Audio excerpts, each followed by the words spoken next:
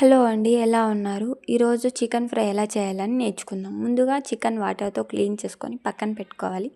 మళ్ళీ ఉల్లిపాయ కట్ చేసుకోవాలి, టమోటా కట్ చేసుకోవాలి, చిల్లీ కట్ చేసుకోవాలి. అన్నీ సన్నగా తరుముకోవాలండి. తరుముకున్న తర్వాత కొత్తిమీర, పుదీనా కట్ చేసుకోవాలి.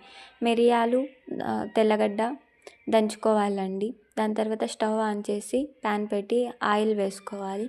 వేసుకున్న తర్వాత ఆనియన్స్ వేసుకోవాలండి. దాంతోపాటు చిల్లీ వేసుకొని బ్రౌన్ కలర్ వచ్చేంత వరకు వేపుకోవాలి. ముక్కలు వేయాలండి, కొంతసేపు వేపాలి. వేపిన తర్వాత పసుపు, సాల్ట్ వేసుకొని వేపాలండి కొంతసేపు. దాని తర్వాత టమోటాస్ వేసుకోవాలండి. వేసుకున్న తర్వాత మంచిగా మిక్స్ అయ్యేలాగా వేపాలండి కొంతసేపు. దాని తర్వాత తెల్లగడ్డ వేసుకోవాలి. వేసుకున్న తర్వాత మిక్స్ చేసి బాగా వేపాలి కొంతసేపు. మళ్ళీ చిల్లీ పౌడర్ కొంచెం, ధనియాల పొడి కొంచెం, చికెన్ మసాలా పొడి కొంచెం వేసుకొని ఫ్రైలాగా వేపాలండి. వేపిన తర్వాత 2 గ్లాసెస్ ఆఫ్ వాటర్ పోసుకోవాలండి.